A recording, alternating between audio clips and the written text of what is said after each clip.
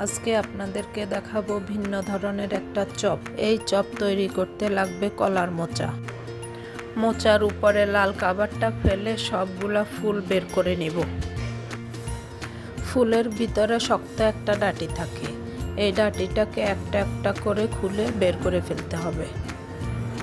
অনেক সময় রান্না করার পর ডাঁটিটা সেদ্ধ হতে চায় না, আর এই ডাঁটিটা সেদ্ধ না হলে চপটা মজা হয় না।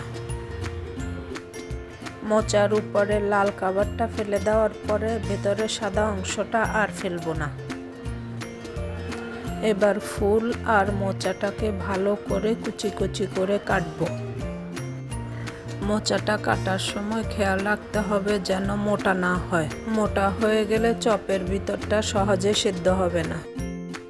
মোচাটা ভালো করে কুচি কুচি করে কাটা হয়ে গেলে একটা বলের মধ্যে তুলে নেব। বলে পর্যাপ্ত পরিমাণ পানি দিয়ে মোচাটাকে 3-4 বার করে ধুতে হবে।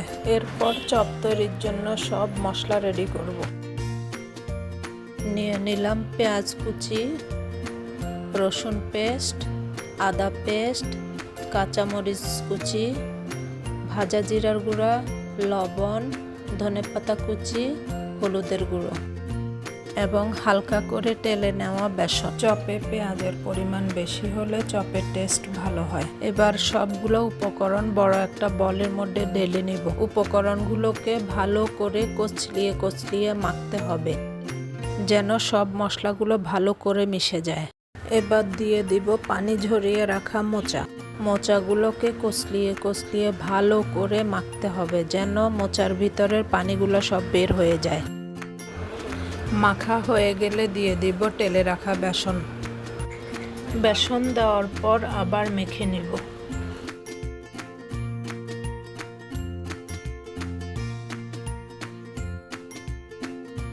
একদম ভালো করে মাখা হয়ে গেলে এবার গোল গোল করে চপের মতো করে শেপ দিয়ে সবগুলো চপ বানিয়ে নিব।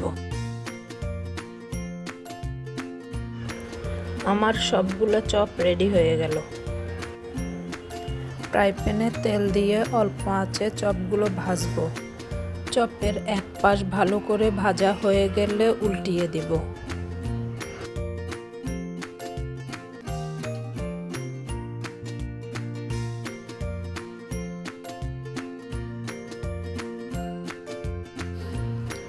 এভাবে করে সবগুলা চপ ভেজে নিব।